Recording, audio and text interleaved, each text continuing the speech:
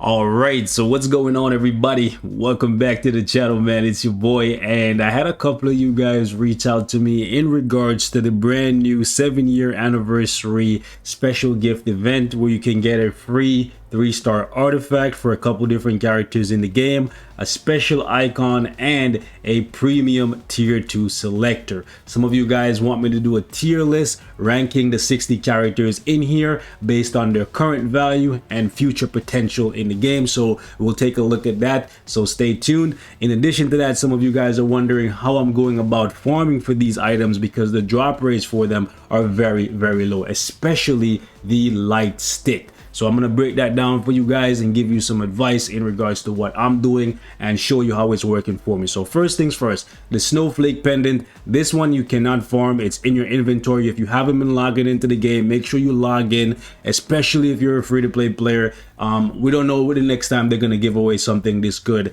and beneficial for the free-to-play community. So make sure you log in, and if you have thousands of energy just sitting there, make sure you burn it. You're probably going to need like 2,000-3,000 energy, so keep that in mind. So the first one you can get from simply coming to your inventory and just collecting it right here. It will guarantee you the 3-star selector. So all you got to do is just come here, pick it up, combine it, and when you combine it, there you go. And now you have the artifact selected there. I'm not going to pick it up because I want to keep the timer for as long as possible because I don't know who I'm going to choose from there yet. Okay, so right now I'm currently sitting at 8 out of 20. I'm almost halfway done and we still have another 4 days for this event.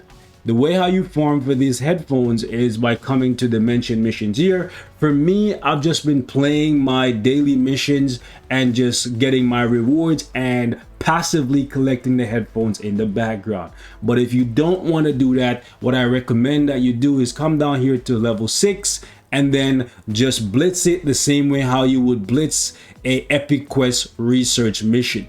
Okay, because it will cost you about 60 energy per headphone. For me, I've just been going about it and just doing my regular dailies and collecting it passively because I'm not really in a rush, because the light stick will take some time. It takes me about 25 runs on average, and I'm running either 7.5 or 8.5 on my main account. Okay, do keep that in mind. But the light stick on average takes me about 25 runs or 100 energy with boost points to get one light stick. So far I've done 100 runs.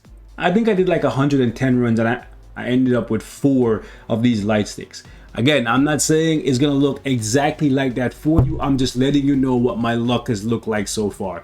Okay, with 100 runs in on 8.5, I believe I did some on 7.5 and then some on 8.5. Hopefully I can get the other 6 in under 100 runs. That'll be good. But if you've been running this thing repeatedly and you haven't been getting any luck, maybe try 8.5 or 7.5. It seems like my luck is right there. Now, with that being said, we're gonna spend the remainder of this video breaking down this premium tier 2 selector, because although there's some amazing options in here, the majority of these characters are actually garbage, or if not garbage, they're not worth using such a valuable resource on, especially if you are a free-to-play player that spends no money on the game, because these selectors are few and far between. If you see one of these a year, you are considered extremely lucky. So let's try and make the most of this. I've put together a tier list with 6 different categories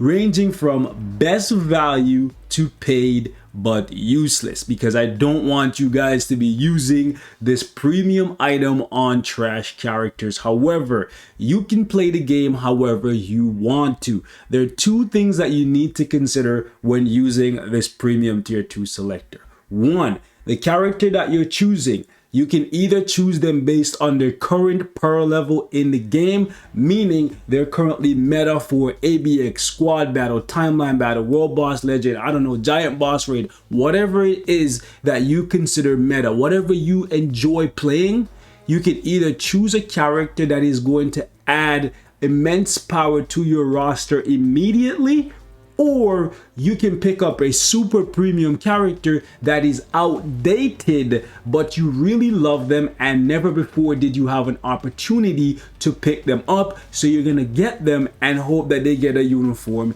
in the future that makes them relevant. That would apply to somebody like, I don't know, maybe Namor, for example, because Namor has fallen off from what he once was. However, the day might come, maybe when Black Panther 2 arrives, where this guy actually sees some love again. So that being said, let's jump right into it. The first category that I want to clean out is actually easily farmable characters that have missions dedicated to them in the game where you can acquire their biometrics.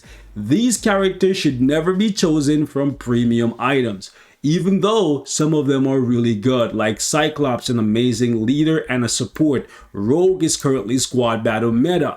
Okay, X-23, even though she is not farmable from a mission, you can easily go into the lab and actually craft her biometrics. The same goes for Nightcrawler, so you do not want to use this item on these characters. Let me show you exactly what I'm talking about. So if you go over here and you go X genes and you go to craft, you can look in here and you can see a lot of these characters biometrics. So right here we have Nightcrawler, and at the top here we have X-23. So you should not use this item on these characters. Their biometrics are super easy to attain. I can come here and just do this, and majority of the time you won't see one of them, but they are here. And trust me when I say, when you do this often enough, they will eventually pop up. So there you go, Nightcrawler popped up. You do this a couple more times, X-20, there we go. We didn't even do that. Look at that,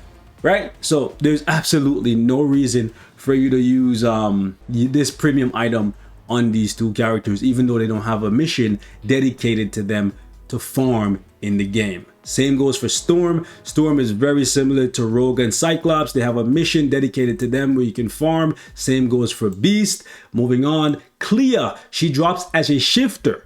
Very rare, but easily farmable. You can get her to 6 stars, and then you can use one of the token events where we collect tokens for 2 weeks and pick up a mega tier 2 ticket. You can tier to her when she's relevant. Currently, she is just garbage that you rank up for Doctor Strange. This guy Dakin, Shadowland only, and he's easily farmable. Warpath, easily farmable. Bishop, easily farmable. Phantom X, easily farmable. Domino, easily farmable. Same goes for Angel, easily farmable. Satana, yes, a premium character, but also easily farmable. Victorious, easily farmable. Even though she's amazing for squad battle as a support system for Doctor Doom, you should not use this item on her because she's easily farmable. Colossus, easily farmable. I know you want his tier 2 passive, but trust me when I say you don't want to use such a rare item on him if you are free to play. Even on my free to play account, I farmed it very slowly over time, and I got him to tier 2, so I recommend that you guys do it that way. File of Veil, an amazing support system for universal characters, but also easily farmable. Same goes for Ares, easily farmable. You don't need this guy at tier 2 for anything besides story mode, so realistically using it on him would just be a waste. You would really just be tier 2ing him for him to sit and wait for a uniform, because I would not recommend most free-to-play players who this video is geared towards, right, transcending this guy. Moving on, she's basically just useful for Conquest and story. That's pretty much it. He's basically just Shadowland, Conquest, and story. He's good, right? I don't want to put him in amazing, honestly. Maybe I should put him in his own category, because realistically, he's not amazing. You know what? I'm going to give him his own category called good. And the reason why I'm doing this is simply because of the fact that if you are free to play, maybe this guy is useful to you. If you pick him up and get this uniform, you have a decent leadership because you don't have White Fox, but Green Goblin currently exists. I don't think he's useless because his leadership is very good, so I'm just gonna put good. Just dedicate this category for Baron Zemo. Moving on.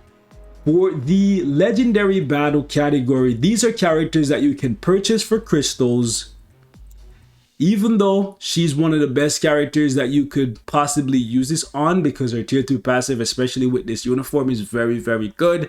It is super useful for World Boss Legend because of the ignore dodge, and it's also very useful for dispatch missions. I still would recommend that if you're free to play, spend the crystals to get her through the legendary battle and use the premium tier 2 selector on another character that you absolutely cannot get anywhere else in the game. Same goes for Nick Fury. You can buy him from the legendary battle for crystals, so I would recommend getting him that way and using your premium tier 2 selector on someone else that you cannot. Moving on, she's useless, he's useless, he's useless, farmable. I'm gonna put her at good, however, because her leadership and her support passive with the additional HP and damage reduction is very good. Moving on, Wenwu. Kinda useless, not gonna lie. He's pretty much just Conquest. So Conquest for you, that is Alliance Conquest. So if you don't play that game mode, that's useless. She's pretty much useless. Unfortunately, I'm gonna have to put Slapstick in the useless category, even though he's hella fun.